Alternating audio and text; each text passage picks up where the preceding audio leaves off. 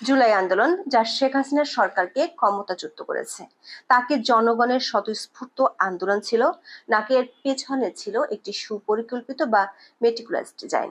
এ নিয়ে বিতর্ক উস্কে দিয়েছিলেন অন্তর্বর্তী সরকার প্রধান উপদেষ্টা অধ্যাপক মোহাম্মদ ইউনূস। আওয়ামী লীগের পক্ষ থেকে নিয়মিতই অভিযোগ করা হয় ওই আন্দোলন ছিল দেশি বিদেশি ষড়যন্ত্র।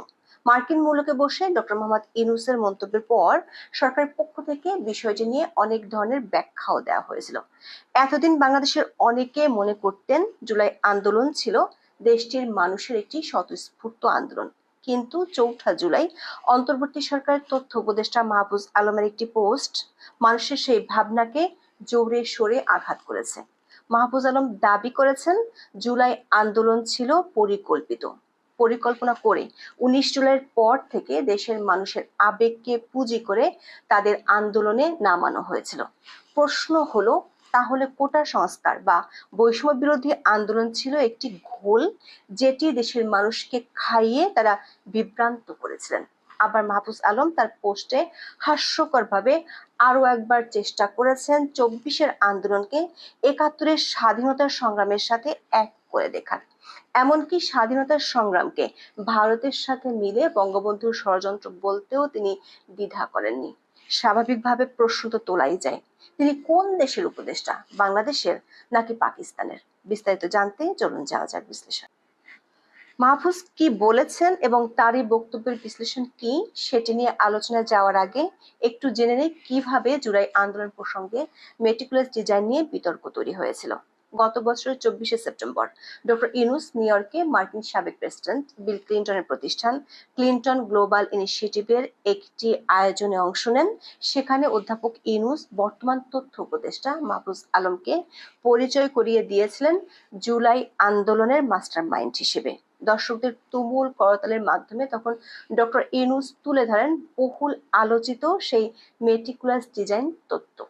বলেছিলেন ওই আন্দোলন ছিল মেটিকুলাসলি ডিজাইনড। ডক্টর ইউনূস তার বক্তব্যে মাহফুজের মতো জুলাই আন্দোলনের নেতাদের প্রশংসা করে দাবি করেছিলেন এই আন্দোলনে কিছুই হঠাৎ করে হয়নি, এমনকি লোকজন জানতেন না কারা আন্দোলনে নেতৃত্ব দিচ্ছেন, তাই আপনি একজনকে ধরে ফেলে বলতে পারবেন না ঠিক আছে আন্দোলন শেষ। তারা যেভাবে কথা বলেছেন তা সারা বিশ্বের তরুণদের অনুপ্রেরণা যোগাবে। ডক্টর ইউনূসের বক্তব্যের পর সামাজিক মাধ্যমে আলোচনা সমালোচনার ঝড় উঠলে তখন সরকার পক্ষ থেকে এর ব্যাখ্যা দেওয়া হয়। প্রায় ১০ মাস পর মাহফুজ আলম নিজেই ফেসবুক পোস্ট দিয়ে জানালেন জুলাই আন্দোলন মেটিকুলাস ডিজাইন ছিল। তিনি প্রশ্ন রেখেছেন মেটিকুলাস ডিজাইনের সমস্যা কোথায়।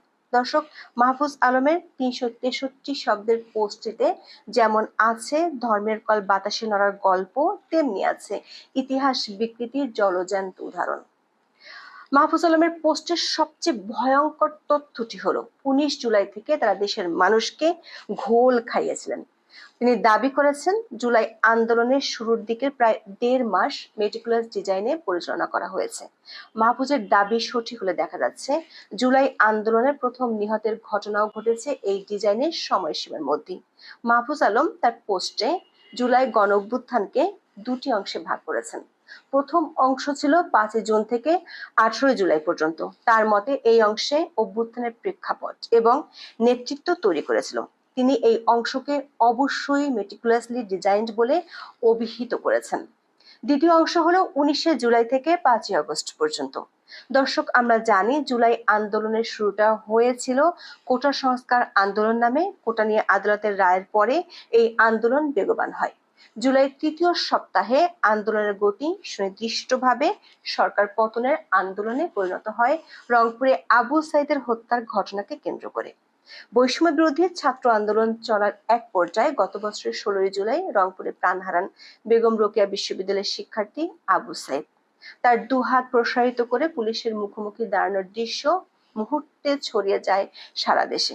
আবু সাইদের মৃত্যুর ঘটনায় বিক্ষুব্ধ হয়ে বেসরকারি বিশ্ববিদ্যালয়ের শিক্ষার্থীরাও রাস্তায় নামেন। এরপরই পরিস্থিতির উপর নিয়ন্ত্রণ হারাতে শুরু করে আওয়ামী লীগ সরকার। মাহফুজ আলম অভ্যুত্থানের প্রেক্ষাপট তৈরির যে সময়সীমা নির্ধারণ করেছেন তার মধ্যে ১৬ জুলাই আবু সাইদের মৃত্যুর দিনটিও অন্তর্ভুক্ত। প্রশ্ন হলো, মেটিকুলাস ডিজাইনে এই মৃত্যুকেও কি তাহলে অভ্যুত্থানের প্রেক্ষাপট তৈরির জন্য তারা সুকৌশলে ব্যবহার করেছেন। জুলাই আন্দোলনকে চাঙ্গা করতে মৃত্যুর প্রয়োজনীয়তা কি আরো ১.৫ মাস আগেই নির্ধারণ করা হয়েছিল? মাহফুজের বক্তব্য অনুযায়ী ৫ জুন থেকে ১৯ জুলাই পর্যন্ত আন্দোলনের পুরোটা ছিল সাজানো গোছানো, মানে মেটিকুলাসলি ডিজাইনড। তাহলে আবু সাইদের মৃত্যু, পুলিশের উপর হামলা সবই কি পূর্ব পরিকল্পিত ছিল, যাতে দেশের মানুষের মন কেঁপে ওঠে, তারা আন্দোলনে ঝাঁপিয়ে পড়ে? ১৮ জুলাই আগুন দেওয়া হয়েছিল মেট্রো রেলে। একটি বেসরকারি টেলিভিশনের টক শোতে বৈষম্য বিরোধী ছাত্র আন্দোলনের অন্যতম সমন্বয়ক হাসিবুল ইসলাম মেট্রো রেলে আগুন দেওয়ার কথা স্বীকারও করেছিলেন। প্রশ্ন হলো, তাহলে কি এসব হামলা পূর্ব পরিকল্পিত ছিল? মাহফুজের যুক্তি হলো, দুনিয়ার কোনো অভ্যুত্থান বা বিপ্লব পরিকল্পনা না করে হয়েছে। সেজন্য তিনি মনে করেন জনগণের চেতনাকে ঐক্যবদ্ধ রাখতে মেটিকুলাস ডিজাইনের বিকল্প ছিল না। ফেসবুক পোস্টে মাহফুজ পরিষ্কার দাবি করেছেন, তাদের মেটিকুলাস ডিজাইন ছিল ন্যায়সঙ্গত, অর্থাৎ আওয়ামী লীগ সরকারের পতন ঘটানোর জন্য সবকিছুরই প্রয়োজন ছিল এবং সেভাবেই হিসাব কষে পরিচালিত হয়েছে আন্দোলন। তিনি এই গণঅভ্যুত্থানের কৌশলকে ন্যায্যতা দিতে আগের মতোই টেনেছেন বাংলাদেশের মুক্তিযুদ্ধের প্রসঙ্গ। মাহফুজ লিখেছেন, পাকিস্তানি স্বৈরশাসকদের বিরুদ্ধে মেটিকুলাস ডিজাইন করে আগরতলা ষড়যন্ত্র, ৬৯-এর গণঅভ্যুত্থান আর ৭১-এর মার্চ মাসে অসহযোগ আন্দোলন ও বাঙালি বিহারী দাঙ্গা সঠিক হইতে পারলে ২৪-এর গণঅভ্যুত্থান মেটিকুলাস ডিজাইন হইলে সমস্যা কোথায়? এখানে তিনি চরমভাবে বাংলাদেশের মহান মুক্তি সংগ্রামকে অপমান করেছেন। বাংলাদেশের স্বাধীনতা সংগ্রামের সাথে জড়িত প্রতিটি আন্দোলন ছিল স্বতঃস্ফূর্ত। পাক সরকার নির্যাতনে অতিষ্ঠ হয়ে কখনো এদেশের ছাত্ররা, কখনো শ্রমিকরা, আবার কখনো দেশের আপামর মানুষ বঙ্গবন্ধু শেখ মুজিবুর রহমানের নেতৃত্বে আন্দোলন করেছিলেন। আর এইসব আন্দোলনকে ষড়যন্ত্র হিসেবে দেখত পাকিস্তানি আর তাদের দোসররা।